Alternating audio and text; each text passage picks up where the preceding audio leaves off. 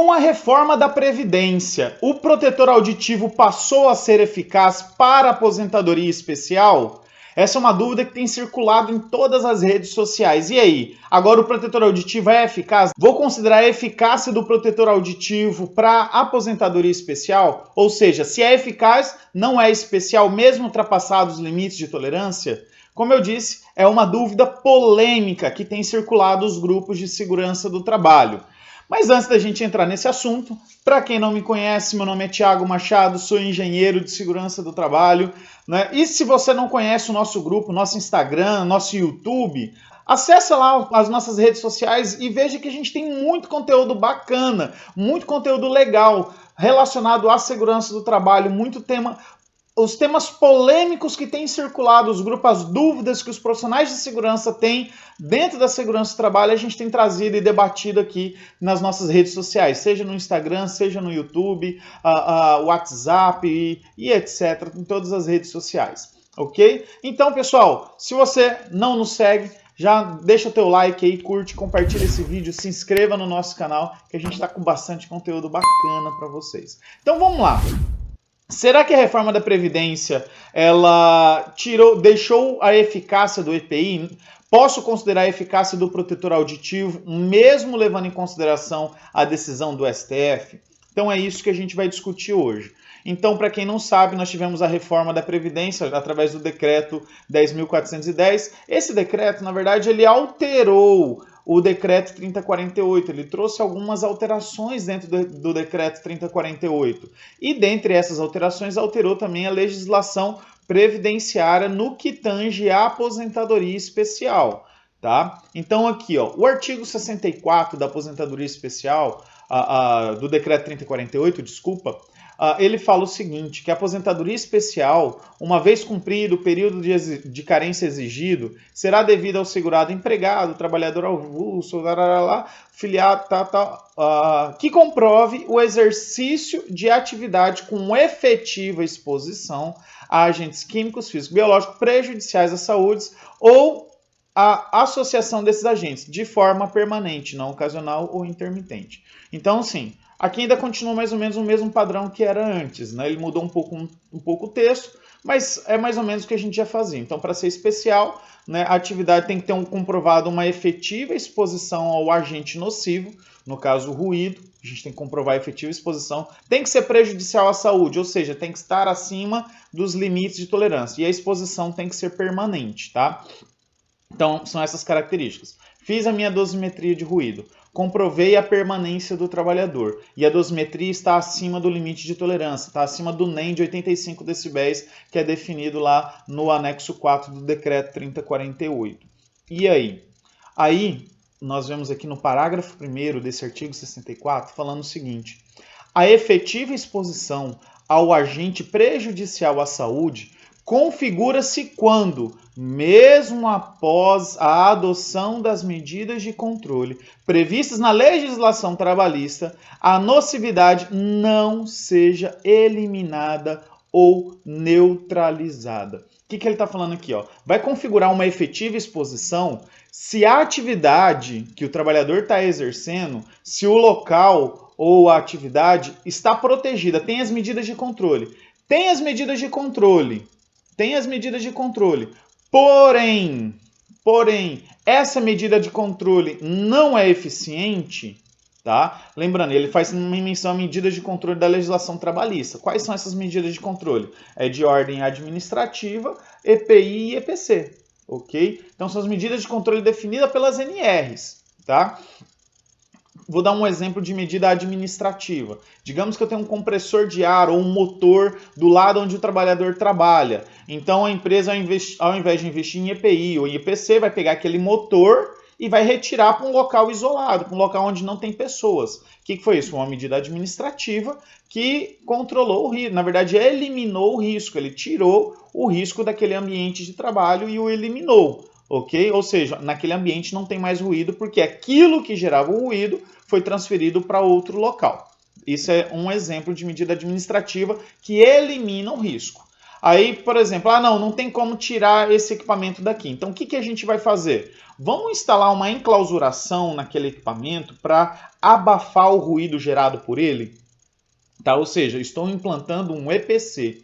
Tá? E aquele EPC está deixando os níveis de ruído abaixo do permitido, ou seja, abaixo de 85. Eu estou neutralizando aquele risco. Eu não eliminei, aquele risco ainda existe ali, mas ele está sendo neutralizado, ok? Então, o que acontece? É uma medida de controle que neutralizou, até mesmo, dependendo da situação, até eliminou o risco. Tá? Instalei um EPC. Ou um EPI. Né? Já que tem um ruído, eu vou entregar um protetor auditivo que o trabalhador vai utilizar e esse protetor tem uma atenuação. E esse protetor vai atenuar o nível de ruído que chega até o canal auditivo do trabalhador. Eu estou neutralizando o risco. Então, pelo artigo 64 do Decreto 3048, parágrafo 1º, ele fala o seguinte: o trabalhador está exposto, o nosso exemplo ao ruído, ele está exposto ao ruído? Sim. Mas essa exposição tem uma medida de controle? Tem. Essa medida de controle é eficiente? Sim. Se é eficiente, não é especial. Se essa medida de controle não for eficiente, então é especial. Se ela for eficiente, não é especial. Se ela não for eficiente, ela é especial. Tiago, isso vale para o EPI também? Uma vez que, para quem não sabe, nós temos a ARE, um recurso extraordinário com agravo do STF, que é a ARE 664.335, tá? Que ela fala o seguinte: mesmo o EPI sendo eficaz, ou seja, mesmo a declaração da empresa no PPP dizendo que o EPI é eficaz, a atividade vai caracterizar como especial. Ou seja, para a aposentadoria especial, ele não leva em consideração a eficácia do EPI. Mas, Tiago, isso foi antes da atualização do Decreto 3048. E agora? O EPI ele pode ser eficaz? Pessoal, agora eu vou passar para vocês o meu posicionamento técnico. Eu acredito que uma vez cumprido todo o item 6.6.1 da NR6, tá? E comprovada a eficácia do protetor auditivo, nós temos uma brecha para tentar ganhar na justiça que comprovar a eficácia do EPI. Tá? Mas eu vou explicar ainda, vou dar um pouco mais detalhes. Então, a primeira coisa que a gente precisa entender é como definir a eficácia do protetor auditivo. Para a gente definir a eficácia do protetor auditivo, não é simplesmente entregar um EPI e registrar na ficha de entrega e fazer um treinamento com o trabalhador. Primeiro ponto, eu preciso saber se o EPI é adequado ao risco da atividade. Então, para caracterizar a eficácia do protetor auditivo, tá? Primeiro ponto, a empresa tem que entregar um EPI adequado ao risco da atividade. Como é que eu sei que o EPI é adequado ao risco da atividade? Eu sei que quando eu faço uma dosimetria de ruído com banda de oitava, porque a banda de oitava vai me identificar o nível de ruído para cada frequência, tá? Das frequências, né, definidas dentro da banda de oitava, ok? E eu vou comparar com as frequências, né, de proteção do protetor auditivo. Então tem um cálculo que é feito, que é um cálculo do método longo, tá? Que nós fazemos esse cálculo para poder definir a eficácia do protetor. Mas não é só isso. Não sei se você sabe, mas cada pessoa tem um tamanho do canal auditivo.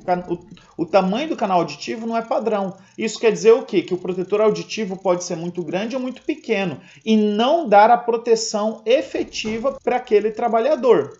Ok? Sendo assim, existe um teste que é feito, que é chamado de fit test, que ele é muito parecido com o fit test, parecido assim, se eu não me engano ele surgiu com da base do fit test da máscara respiratória. Melhor, deixa eu melhorar o termo para vocês. Ele é semelhante ao fit test da máscara respiratória, que é para ver o quê? Se a máscara respiratória ela se adapta ao rosto do trabalhador. Então, quando a gente faz o fit test do protetor auditivo, a gente vai ver o quê? Se o protetor auditivo está adequado ao trabalhador, se ele está realmente dando a proteção necessária que o trabalhador, que ele diz, que o fabricante diz que esse protetor tem, se essa proteção está chegando para aquele trabalhador ou não. Então tem um testezinho que é feito, apesar do kit ser um valor bem alto, ser bem elevado, mas existe isso. Então, quando você faz uma dosimetria com banda de oitava para definir o EPI correto, faz mais o fit test, tá? Que é para identificar se aquele protetor está adequado para aquele trabalhador em cima das características individuais daquele trabalhador, você definiu um protetor adequado ao risco da atividade. Depois, você tem que exigir o uso. A empresa tem que exigir o uso do EPI. Então, tem que ter procedimentos de auditoria, procedimentos de fiscalizações, procedimentos de advertência, procedimentos de não conformidade, as ações a serem executadas após uma não conformidade. Então, tem tudo isso, tem que ser aplicado. Tem que ter um procedimento por escrito sobre tudo isso. A empresa tem que entregar o EPI que tem a CA, isso aí é tranquilo, né? A empresa deve treinar o trabalhador, então o trabalhador também deve ser treinado sobre o uso, guarda e conservação do protetor auditivo. A empresa deve substituir imediatamente quando danificado ou extraviado. Esse é um outro ponto. De quanto em quanto tempo eu tenho que trocar o protetor auditivo? Não sei se você sabe, mas quando você usa o protetor auditivo, com o passar do tempo ele perde a eficácia. O protetor ele perde o nível de atenuação. Então, qual que é uma solução para esse problema? Tá? É você trocar periodicamente. Mas, Thiago, de quanto tempo? Também varia, porque é muito relativo à atividade. Tá? Então, hoje nós temos o único laboratório no Brasil que faz o teste dos protetores auditivos é o LAEPI. O único laboratório acreditado para fazer os testes nos protetores auditivos para definir qual que é o nível de atenuação daquele protetor auditivo. Então, eu sei que o LAEPI, ele faz se você colocar no YouTube, no Instagram, LAEPI, né, você vai achar o Instagram deles, o site deles também, é um pessoal realmente muito fera, essa empresa do professor Samir Gerges, agora meu amigo Rafael Gerges, que é o filho do professor Samir Gerges, eles fazem uma avaliação com o protetor para definir o tempo de troca desse protetor e emite um laudo para a empresa desse tempo de troca. Então você vai lá, manda uma quantidade X de protetores que foram usados por um determinado período de tempo, eles vão avaliar se naquele período de tempo aquele protetor já começou a ter a perca da sua atenuação. Tá? Então eles fazem esse teste e mandam um laudo para a empresa. Então tem todo um parâmetro, alguns requisitos que tem que fazer, porém você fazendo isso, você vai definir qual que é o período de troca daquele protetor auditivo.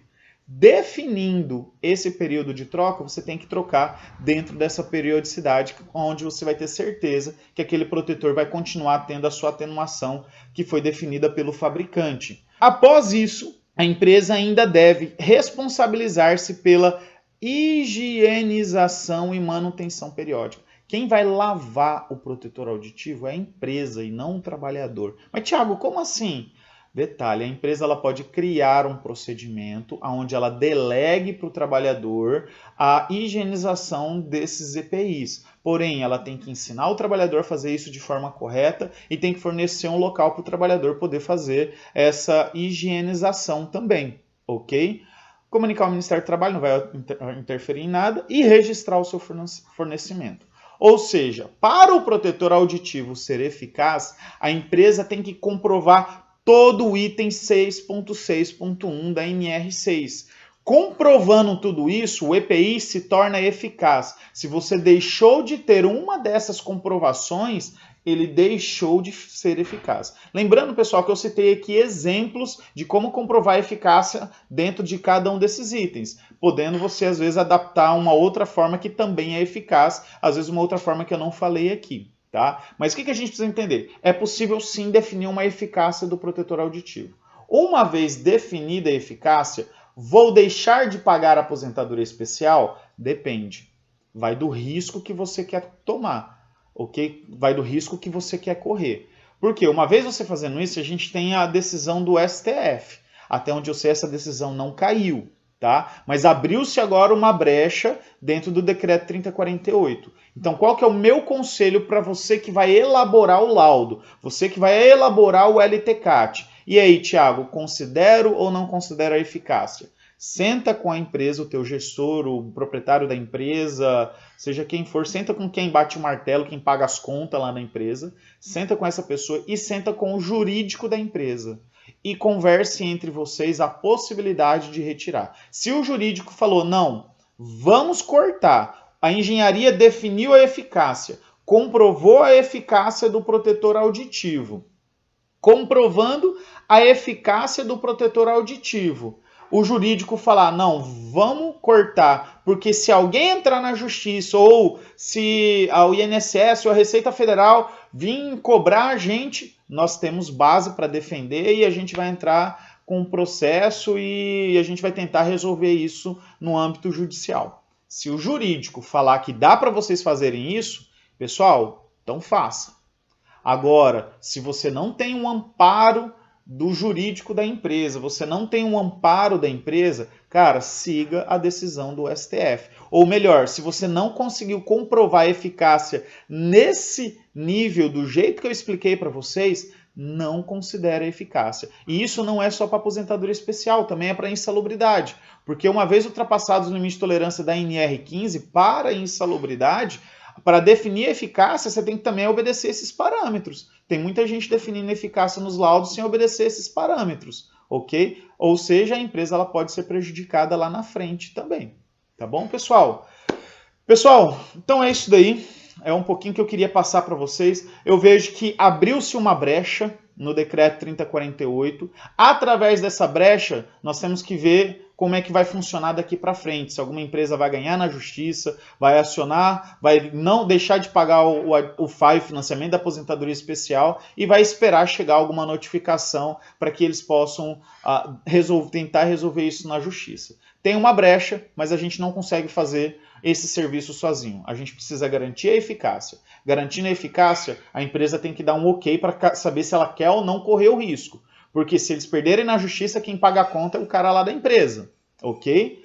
Outra coisa, o jurídico tem que estar de acordo também. A gente precisa ter um posicionamento do jurídico da empresa. Se o jurídico falar, não, se a engenharia garantir a eficácia, nós protegemos a empresa e tentamos acertar isso na justiça. Se o jurídico der brecha, beleza. Caso contrário, pessoal, não faça. Na maioria dos casos, eu acredito que 99% dos casos, a gente ou não vai conseguir comprovar a eficácia ou até mesmo o jurídico não vai aconselhar a deixar de pagar a aposentadoria, o FAI, no caso, o financiamento da aposentadoria especial. Então, pessoal, tomem muito cuidado com o que vocês vão fazer, as decisões que vocês vão tomar, porque isso pode influenciar diretamente o bolso do empresário ou do gestor. Beleza?